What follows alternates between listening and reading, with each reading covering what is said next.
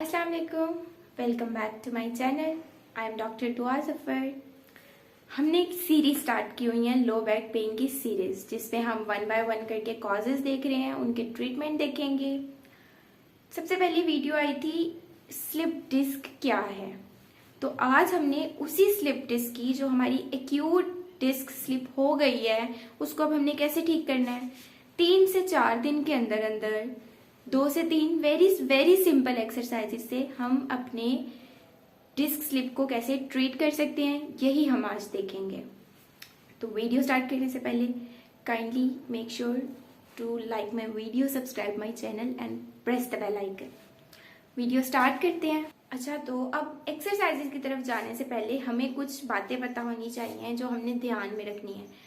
ये चीज़ तो हमने देख ली थी पिछली वीडियो में कि डिस्क स्लिप होती क्या है, लेकिन मैं उसको जल्दी से आपको एक ओवरव्यू दे देती हूँ कि जब हम लोग फॉरवर्ड बेंड करते हैं तो हमारी जो डिस्क है वो पीछे की तरफ निकल जाती है। उसकी वजह से डिस्क का न्यूक्लियस पल्पोसस 2 पार्ट्स होते हैं, एनुलस फाइब्रोसिस और न्यूक्लियस पल्पोसस। तो जो हमारा न्यूक्लियस पल्पोसस होता है, वाटर कंटेंट, वो पीछे की तरफ निकल जाता है जब हम नीचे की तरफ झुकते हैं। तो ये हो गया। अब आगे की तरफ झुकने की वजह से हुआ है, तो एक्सरसाइजेस हमने करनी है सारी वो जिसमें हम लोग पीछे की तरफ जाएं, हमारी एक्सटेंशन हो स्पाइन पर। बड़ी कॉमन सी ये बात थी। लेकिन हमने अगर एक्यूट डिस्क स्लिप हो गया है तो सबसे पहले बातें हमने क्या करनी है, इसके नाम में इसका मतलब छुपा है, डिस्क। अब डिस्क क्या है, हमने क्या करना है, सबसे पहले प्रोटोकॉल हमने कौन सा फॉलो करना है। सबसे पहले D stand for don't move. Don't move, move नहीं करना। मैंने 2 बार रिपीट किया है क्योंकि ये सबसे इंपॉर्टेंट चीज है। अगर आपको इमीडिएट एक्यूट डिस्क स्लिप हुआ है, फौरन से कोई एक्टिविटी करने के दौरान एकदम से ऐसी शार्प इतनी तेज दर्द निकली है, उसी वक्त रोक देना है, रुक जाना है उधर ही, अपने बैक को रेस्ट देना है, बेड रेस्ट दें, मूव नहीं करना, क्योंकि आपकी कोई भी मूवमेंट उसको मजीद बढ़ा सकती है। अगर आपको फॉर एग्जाम्पल एक थोड़ा सा उसका सिर्फ वाटर कंटेंट पीछे गया था और आप अपनी मूवमेंट जारी रखते हैं, आप पूरा झुकते हैं, आप कहते हैं नहीं कोई नहीं, दर्द निकल गई, मैं अपना काम पूरा कर लूं, तो वो पूरी की पूरी आगे चली जाएगी। इसलिए सबसे पहला प्रोटोकॉल है डोंट मूव, मूव नहीं करना, अपने स्पाइन को स्टेबल कर देना है। अब दूसरी बात आती है DI, आई से आइसिंग। किसी को भी एक्यूट डिस्क स्लिप हुआ है तो सबसे पहले हमने उसको हर 2-2 घंटे के बाद आइसिंग करनी है, बर्फ की टकोर करनी है हमने उसे हर 2-2 घंटे के बाद। इससे पेशेंट को दर्द में बहुत आराम मिलेगा। इन्फ्लेमेशन वगैरह जो इर्द गिर्द हो जाती है, हमारे जो मसल्स वगैरह, वो सबको पेन से रिलीफ मिलेगा, वो स्टिफ नहीं हो पाएंगे। तो आइसिंग मस्ट करनी है। अगर किसी को एक्यूट डिस्क स्लिप हुआ है, हर 2 घंटे बाद आप उसकी आइसिंग करें। दिन में 4-5 दफा करते हैं एक्यूट में, क्रॉनिक में नहीं, क्रॉनिक जो बड़े अरसे का हो गया हुआ है। तीसरी चीज आती है S फॉर स्पोर्ट। अब उस एरिया को सपोर्ट देना बहुत जरूरी है। अगर हम सपोर्ट नहीं देंगे तो अगेन वही बात, वो और आगे की तरफ जा सकती है। तो हम सपोर्ट के लिए यूज करते हैं लंबोसेक्रल बेल्ट्स। वो हम अपने इस लंबर एरिया पे बांध लेते हैं पूरा, ताकि अब हम कोई भी मूवमेंट करें, हम एक जगह डेफिनेटली पूरा दिन हम नहीं बैठे रह सकते, हमने डेली एक्टिविटीज करने के लिए हमें उठना ही पड़ता है। अब उस किसी एक्टिविटी के दौरान हमें ये खदशा है कि ये दोबारा से स्लिप हो सकती है, तो इसके लिए अब हमने क्या करना है, वो बेल्ट अपनी कमर पे इस एरिया पे, लंबर एरिया पे पूरी बांध लेनी है। उससे क्या होगा, अब ये एरिया हमारा फिक्स हो गया है। अब हम कोई भी मूवमेंट करेंगे तो वो चीज उसके अंदर ऐसे आ गई है। अब वो मूव करेगी तो कैसे करेगी, उसको पूरी एक सपोर्ट मिलेगी, पूरा वो फिक्स हो गया एरिया। ये बहुत इंपॉर्टेंट होता है। आप लंबोसेक्रल बेल्ट यूज करते ही करते हैं एक्यूट स्लिप डिस्क में। लास्ट बात है जो C, करेक्ट द पोस्चर। और फिजियोथेरेपी एक्चुअली इसी पे डिपेंड करता है। जब हमारा पोस्चर खराब होता है ना, हमेशा जब हम नीचे झुककर हमारी डिस्क स्लिप भी होती है तो वो इसी वजह से होती है, हम सही तरह से झुके नहीं हैं।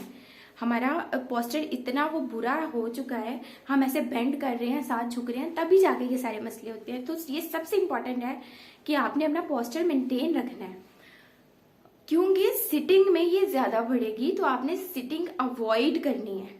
अगर आपकी ये एक्टिविटी है कि आप पूरा दिन बैठकर ऑफिस में काम करते हैं, आप लैपटॉप पे काम करते हैं, उसको आपको रोकना पड़ेगा, क्योंकि इससे आप जितनी देर मर्जी एक्सरसाइजेस फॉलो कर लेंगे, आपको आराम नहीं आएगा। आपने अपनी सिटिंग को मिनिमाइज भी किया, खत्म कर देना है। 3 से 4 दिन के लिए बिल्कुल आपने बैठना नहीं है, अपनी स्पाइन को फ्लेक्स पोजीशन में नहीं करना, उसको हर टाइम एक्सटेंशन में रखना है। स्टैंड में, लेटने में, प्रॉन पोजीशन में या इस तरह की एक्टिविटीज बैठना नहीं है। अपनी पोजीशन को मेंटेन करना है, अपने पोस्चर को करेक्ट करना है। तो ये 4 बहुत इंपॉर्टेंट मेन बातें थी जिसको अगर आप फॉलो करें तो दर्द से वैसे ही बहुत आराम आ जाएगा। तो अब हम चलते हैं अपनी वो 3 मैजिकल एक्सरसाइजेस की तरफ, जिसको फॉलो करके आपकी दर्द ऐसे गायब हो जाएगी। चलते हैं एक्सरसाइजेस की तरफ। अच्छा, तो हम लोग स्लिप डिस्क की ट्रीटमेंट की बात करने लगे हैं कि अगर एक्यूट स्लिप डिस्क हुआ है, एक्यूट की बात कर रहे हैं हम, जो अभी ताजा 1 दिन 2 दिन का है, उसकी ट्रीटमेंट कि उसके लिए हम कौन सी 2-3 सिंपल एक्सरसाइज है जिसको फॉलो करके 3 से 4 दिन के अंदर बिल्कुल दर्द से आराम मिल सकता है। तो सबसे पहली बात तो ये चीज हमें समझ आ गई कि आगे की तरफ झुकने की वजह से जब हम फॉरवर्ड बेंड होते हैं तो हमारी पीछे से डिस्क है वो पीछे को निकल जाती है। अब उसको वापस आगे की तरफ करने के लिए हमें, जाहिर सी बात है, आगे की तरफ झुकने की वजह से हुआ है, तो अब हम पीछे की तरफ होंगे ताकि उसका वो जो डिस्क स्लिप होती है उसमें से वाटर कंटेंट ही स्लिप होता है, तो वो सारा वाटर जो पीछे की तरफ गया है, अब जब हम पीछे को जाएंगे तो वो सारा वाटर कंटेंट दोबारा आगे को आ जाएगा। तो इसी के लिए हम एक्सरसाइज करते हैं, बहुत सिंपल। सबसे पहली एक्सरसाइज है कि अगर पेशेंट को बहुत पहले सिवियर पेन होता है, शदीद किस्म का इसका दर्द निकलता है, एकदम झुकने की वजह से वो वहां रुक जाता है, इतनी ज्यादा उसको दर्द होती है, उसे कोई मूवमेंट नहीं हो पा रही होती, तो उसके लिए हमने सबसे पहले पेशेंट को कहना है कि वो प्रॉन पोजीशन पे यानी उल्टा लेटने वाली पोजीशन में लेट जाए, इजी होकर पिलो रखे अपने नीचे और बाजुओं को इसी तरह, जिस तरह उसके लिए कंफर्टेबल रहता है वो उस तरह बाजू रख के आराम से 10 से 15 मिनट इस पोजीशन में लेट जाए, उल्टा होकर लेट जाए। अब इससे क्या होगा, हमारी जो यहाँ स्पाइन में होती है कर्व, इस तरह आ रही होती है काइफोसिस लॉर्डोसिस, ये लॉर्डोटिक कर्व मेंटेन होगी, एक्सटेंशन हो रही है इस टाइम। जब एक्सटेंशन होगी तो वही जो सारा फ्लूइड, वो सारा जो वाटर कंटेंट है, वो जो पीछे की तरफ निकला था वो अब वापस आगे की तरफ जाएगा। 10 से 15 मिनट जब हम ये पोजीशन को मेंटेन करके रखेंगे तो वो सारा वाटर कंटेंट आगे आगे आगे आगे जाता जाएगा। लेकिन अब इसमें बात आती है, अगर किसी से ये पोजीशन मेंटेन ना हो, किसी को दर्द ही इतनी ज्यादा है, वो ये पोजीशन मेंटेन नहीं कर पा रहा, तो उसके लिए क्या है कि हम लोग उसे कहेंगे कि वो पिलो ले और अपने एब्डोमेन के नीचे यानी पेट के नीचे पिलो प्लेस कर दे। अब वो जब पेट के नीचे पिलो प्लेस करके इस तरह लेटेगा तो अब उसका ये पूरे एरिया का प्रेशर चला गया पिलो पे, अब वो बिल्कुल यहाँ से रिलैक्स हो गया है। अब वो ये पोजीशन मेंटेन कर सकता है, जिससे वो पोजीशन मेंटेन नहीं हो रही थी, नहीं वो 10 मिनट 15 मिनट उस पर रुक पा रहा था। अगर वो नीचे अब ये पिलो रखेगा पेट के नीचे, यहाँ ये ग्लूटियस रीजन के नीचे नहीं आना चाहिए, बिल्कुल पेट के नीचे, एब्डोमेन के नीचे आपने पिलो रखना है, तो वो सारा जो यहाँ इस वाले एरिया का प्रेशर है वो उस पर पड़ गया। अब वो इजीली इस पोजीशन को मेंटेन कर सकता है। लेकिन अब बात आती है कि कुछ पेशेंट्स ये पोजीशन उल्टे लेटने वाली स्टार्ट में कर ही नहीं पाते, उनको दर्द ही इतनी ज्यादा होती है कि वो स्टार्ट में उल्टा लेटते ही नहीं। उसके लिए अब क्या करना है, अगर वो सीधा लेट रहे हैं, सीधा लेटें, अगर वो सीधा लेट रहे हैं तो उसको कहना है कि वो अपने पाँव फोल्ड करे, अपनी टांगों को बेंड करे, अपनी टांगों को कभी भी सीधी टांगे करके नहीं लेटना, टांगों को बेंड ही करना है। और उसके बाद क्या करना है, अपने पेट को ऐसे अंदर की तरफ खींचना है, टक इन करना है, ताकि हमारा ये जो पेल्विस है, ये वाली बोन, ये बोन्स होती हैं, ये ऐसे पीछे की तरफ जाए, हमारा पेट ऐसे अंदर की तरफ जाए। इससे क्या होगा, ये जो कमर वाला एरिया होता है ना, अगर आप खुद फील करें, नीचे हाथ लगाएं तो ये इसके नीचे से हाथ गुजर रहा होता है, हमने उस वाले कर्व को नीचे लगाना है साथ बैठ के, ताकि वो कर्व खत्म हो जाए। जब हम पेट को अंदर करेंगे वो कर्व खत्म हो जाएगा, लॉर्डोटिक मेंटेन होगी, तब हमने इस पोजीशन में उनको लिटाना है जिनसे स्टार्ट में उल्टा नहीं लेटा जाया। तो ये थी पहली एक्सरसाइज, जिसमें एक एक्सरसाइज बताई है, उसके साथ उसके 2 अल्टरनेटिव्स बताए हैं मैंने आपको। अब दूसरी एक्सरसाइज भी सेम वही है, प्रॉन पोजीशन में ही हमने इसमें करनी ही एक्सटेंशन है, क्योंकि वो बैकवर्ड गई हुई है तो हमने उसे इनवर्ड ही लेके आना है, और इनवर्ड लाने का एक ही तरीका है, एक्सटेंशन। तो अब एक्सटेंशन में थोड़ी सी हम लोगों ने उसको इंटेंसिटी को इंक्रीज करना है। पेशेंट को कहना है कि वो उल्टा लेटे,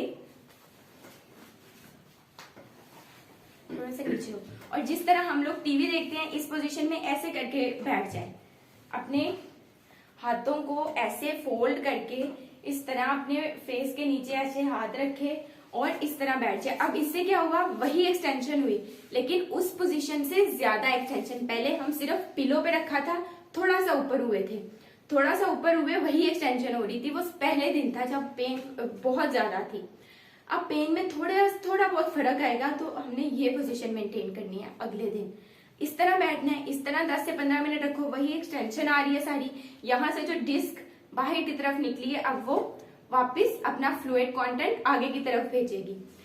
इसको भी 10 से 15 मिनट के लिए करना है। और अगर आपको इसमें अच्छा ये बहुत, इन तीनों में से कोई भी एक्सरसाइज करते दौरान अगर आपकी पेन टांग की तरफ रेडिएट कर रही है तो आपने फौरन एक्सरसाइज को रोक देना है, क्योंकि फिर आपको डिस्क बल्ज के साथ साथ शेडिका की प्रॉब्लम भी स्टार्ट हो गई है। फिर उसके लिए एक अलग से ट्रीटमेंट प्लान होता है। तो अगर तो आपको टांग में दर्द जा रही है या फिर कहीं और दर्द जा रही है, दर्द नहीं बढ़नी चाहिए। हाँ, ये लंबर एरिया में या ये जो हमारा ये वाली हड्डी होती है हिप वाली सैक्रोइलिक ज्वाइंट्स, इन एरियाज में पेन आ सकता है एक्सटेंशन की वजह से। लेकिन अगर टांग में दर्द जा रहा है ना, तो फिर ये एक्सरसाइज आपने नहीं करनी, इसको फौरन रोक देना है, इस बात का ध्यान रखना है। तो ये होगी दूसरी एक्सरसाइज। इस पोजीशन में सेम आपने 15 मिनट, 10 से 15 मिनट जितनी देर आप इजीली रह सकते हैं वैसे रहें। अब आती थर्ड और लास्ट एक्सरसाइज। उसमें क्या करना है, पेशेंट को कहना है कि वो अपने हाथों को इस तरह दोनों अपने उस पर प्लेस करे और हाथों पे फोर्स लगा के ऊपर की तरफ उठे। लेकिन ये जो पेल्विस है ये स्टेबल रहे।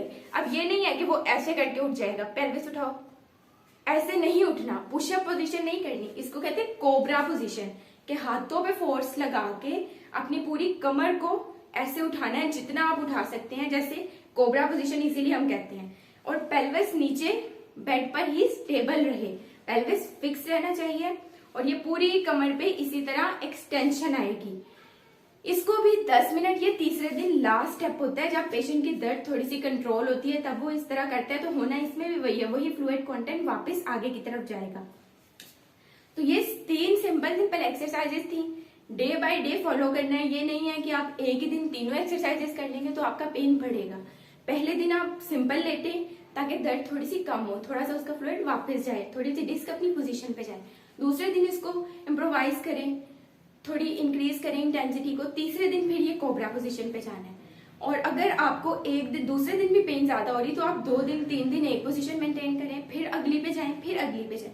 इसी वाली 3 एक्सरसाइजेस को आप सिंपली फॉलो कर लें तो अगर आपका एक्यूट डिस्क बल्ज है, डिस्क स्लिप है, डिस्क हर्निएशन है तो आपका बिल्कुल ठीक हो जाएगा। यही थी हमारी आज की वीडियो जिसमें हमने 3 बड़ी सिंपल एक्सरसाइजेस के बारे में बात की है कि कौन सी ऐसी 3 बड़ी आसान एक्सरसाइजेस हैं जो हर कोई आराम से घर में कर सकता है। किसी को भी इस वजह से कमर में दर्द आ रही है तो वो इसको फॉलो करके बिल्कुल अपनी दर्द को खत्म कर सकता है। उम्मीद करती हूँ आपको वीडियो पसंद आई होगी। काइंडली मेरे चैनल को सब्सक्राइब करें, वीडियो को लाइक करें, शेयर करें, बेल आइकन को दबाएं। मिलते हैं हम अगली वीडियो में। Thank you and Allah Hafiz.